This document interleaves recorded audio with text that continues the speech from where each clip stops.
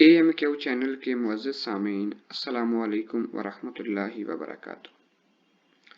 Microsoft Excel का हम एक मुकम्मल कोर्स शुरू करने लगे हैं जिसकी ये पहली तारफ़ी वीडियो है।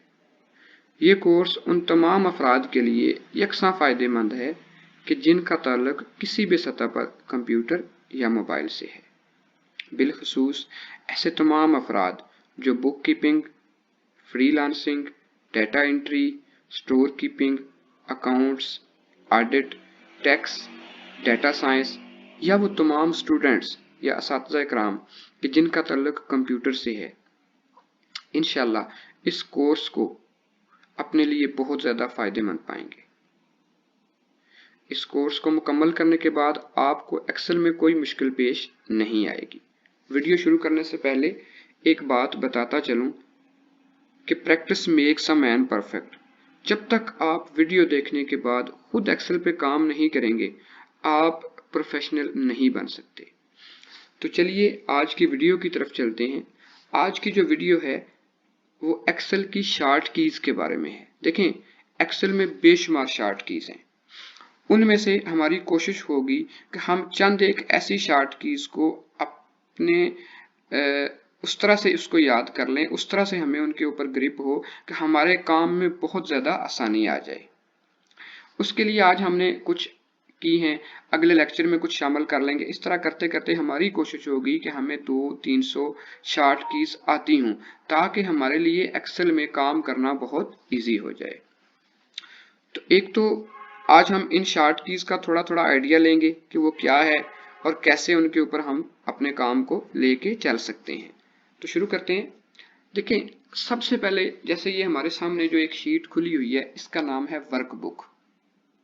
ठीक है, अब ये एक शीट है। इसी तरह की कोई और शीट मैं खोलना चाहता हूं तो मैं क्या प्रेस करूंगा, Ctrl+N। प्लस से मुराद ये नहीं है कि आपने प्लस के बटन को दबाना है, नहीं, इसका मतलब ये है कि आपने कंट्रोल और एन को दबाना है। आपने एक फिंगर कंट्रोल पे रखी और उसी हाथ की या दूसरे हाथ की आपने फिंगर जो है आपने एन पे रख दी, तो एक नई वर्कबुक आपके सामने खुल जाएगी। इसी तरह Ctrl+O। इस शार्ट की का फायदा क्या है कि आपके पास जो प्रोफेशनल हजरात है, हमें उनको पता होता है कि काफ़ी ज़्यादा जब हम काम कर रहे होते हैं तो हमारे पास डिफरेंट डाटा डिफरेंट किस्म की एक्सेल फाइलों में मौजूद होता है। अब हम जब Ctrl+O की यूज़ करते हैं ना, तो हमें अगर एग्जिस्टिंग वर्कबुक में से कोई लेनी हो तो हम उसको ले सकते हैं। ठीक है, इसी तरह आप काम कर रहे हैं वर्कबुक पे और आप उस डाटे को सेव करना चाहते हैं। डेफिनेटली डाटा सेव किए बगैर तो अनलास्ट हो जाएगा सारे का सारा। तो हमें डाटे को सेव करने के लिए शार्ट की जो इस्तेमाल करनी है वो है Ctrl+S। डेली फंक्शन में यूज होने वाली जो चौथी हमारी शार्ट की है वो है Ctrl+C। Ctrl+C हम किसके लिए यूज करते हैं, कॉपी करने के लिए। कॉपी से मुराद ये है, जैसे ये सारा कुछ लिखा हुआ है, जैसे हमारे पास ये सारे का सारा डाटा जो मेरे सामने लिखा हुआ है, अगर मैंने किसी को भी कॉपी करना है या पूरे के पूरे डाटे को भी मैंने कॉपी करना है तो मैं उसको क्या करूंगा, मैं उसको सिलेक्ट करूंगा। कैसे, या माउस से कर लूंगा या फिर Ctrl+A से सिलेक्ट करने के बाद उसको मैं Ctrl+C की जब कमांड दूंगा तो मेरा सारे का सारा वो डाटा क्या हो जाएगा, कॉपी हो जाएगा। अब अगर तो मैं चाहूं तो इसी शीट के नीचे उसको कहीं पर एडजस्ट कर दूं या कहीं दूसरी शीट में उसको लेके जाके पेस्ट कर दूं। तो पेस्ट करने के लिए जो हमारी शार्ट की होगी वो Ctrl+V होगी, या आप फिर सिंपली जब इंटर का बटन प्रेस करते हैं तब भी पेस्ट हो जाता है। ठीक है, अब Ctrl+D। देखें Ctrl+D क्या है। Ctrl+D को अगर आप डिस्क्रिप्शन में पढ़ें तो लिखा हुआ है कि to fill the content of above cell. जो ऊपर लिखा होगा वो आपके नीचे वाले सेल में लिखा जाएगा। ये है Ctrl+D का मेन फंक्शन। ऊपर अगर आपने कोई नंबर लिखा हुआ है, 5 लिखा हुआ है, 7 लिखा हुआ है, 8 लिखा हुआ है, जब आप Ctrl+D प्रेस करेंगे तो नीचे भी वही नंबर आ जाएगा। ऊपर अगर आपने कोई नेम लिखा हुआ है तो आपका वो नेम आ जाएगा। अगर आपने पूरे का पूरा कोई जुमला लिखा हुआ है, ठीक है, तो Ctrl+D जब प्रेस करेंगे तो नीचे वाले सेल में भी वही का वही सारा जुमला पेस्ट हो जाएगा। तो ये भी हमारे मतलब ऑफिशियल वर्क में बहुत ज़्यादा यूज होने वाली शॉर्ट की है। अब Z और Y को समझिएगा कि कंट्रोल Z और कंट्रोल Y, ये जो दो शॉर्ट कीज हैं ये क्या है। देखें कंट्रोल Z जो है, कंट्रोल Z बेसिकली क्या है, लिखा हुआ है जी अनडू और reverse the last action. Undo और रिवर्स द लास्ट एक्शन, जो आपने काम किया उसको वो रिवर्स कर देगी। जो आपने काम किया, रिवर्स करने से मुराद ये नहीं है आपने लेट्स सपोज एक सेल को डिलीट कर दिया, जब आप कंट्रोल Z प्रेस करेंगे तो वो आपने जिस सेल को डिलीट किया था वो दोबारा से अपनी असल हालत में आ जाएगा। आपने एक लाइन डिलीट कर दी गलती से, ठीक है। अब बजाय इसके कि आप उस पूरी लाइन को लिखें, जब आप कंट्रोल Z प्रेस करते हैं तो वो आपको लाइन लिखनी नहीं पड़ती, बल्कि ऑटोमेटिकली एक्सेल अपनी मेमोरी में से निकाल कर वही चीज आपके सामने पुट कर देता है। अब कंट्रोल Y क्या है, ये कंट्रोल Z का अपोजिट है, ये रीडू कर देगा।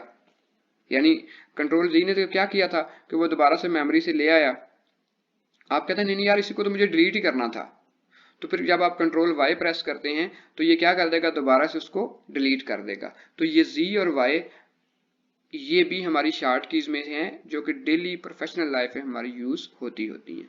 अब मेन जो एक चीज है कि स्पेल चेक। स्पेल चेक के लिए हम क्या करते हैं, हम F7 की प्रेस करेंगे कीबोर्ड की, तो हमारे जितने भी स्पेलिंग है वो चेक हो जाएंगे। अगर हमें उनमें से किसी को चेंज करना है तो वहां पे हमारे पास ऑप्शन होती है उसको चेंज करने की। अब चलते हैं F12 की तरफ। F12 क्या है, to save as file. To save as file से क्या मतलब, टू सेव एज फाइल का मतलब ये है कि आप किसी फाइल को, इसी फाइल को, जैसे ये हमारे सामने जो फाइल खुली है जिसका नाम है एक्सेल कंप्लीट कोर्स, जब मैं F12 प्रेस करूंगा तो मैं इसी चीज को, इसी डाटे को किसी और नाम से भी सेव कर सकता हूं। मैं जितनी दफा चाहूं सेव कर लूं, इसी डाटे की मैं बेशक 100 कॉपीज बना लूं, ठीक है। तो F12 का फंक्शन क्या है कि वो दूसरा नाम दे के इसी फाइल को, इसी डाटे को सेव कर लेगा। 11th नंबर पे हमारे पास आ रहा है Alt+F4। Alt+F4 क्यों यूज होता है, आपकी वर्कबुक को क्लोज करने के लिए। जो आप काम कर रहे हैं, लेट्स सपोज आपने एकदम से बंद करना है, आप Alt+F4 बटन प्रेस करेंगे तो वो आपकी वर्कबुक बंद हो जाएगी। बंद होने से पहले छोटा सा एक मैसेज आएगा, क्या आप डाटे को सेव करना चाहते हैं। आप यस पे क्लिक करेंगे तो सेव हो जाएगा, आप नो पे क्लिक करेंगे तो डाटा सेव नहीं होगा। लेकिन Alt+F4 का मेन फंक्शन क्या है, क्लोज द वर्कबुक। इसी Alt+F4 को हम कंप्यूटर को शट डाउन के लिए भी इस्तेमाल कर सकते हैं। अब 12 और 13 को अगर आप देखें, जो हमारे सीरियल नंबर हैं जिसमें शॉर्ट कीज लिखी हुई है Shift+Spacebar। अगर आपने पूरी एक रो सेलेक्ट करनी है तो आप Shift+Spacebar का बटन दबाएंगे तो आप देखेंगे कि आपकी जो रो है वो सिलेक्ट हो गई है। इसी तरह अगर आप Control+Spacebar को दबाते हैं, ठीक है, तो आपका जो पूरे का पूरा एक कॉलम है वो सिलेक्ट हो जाता है।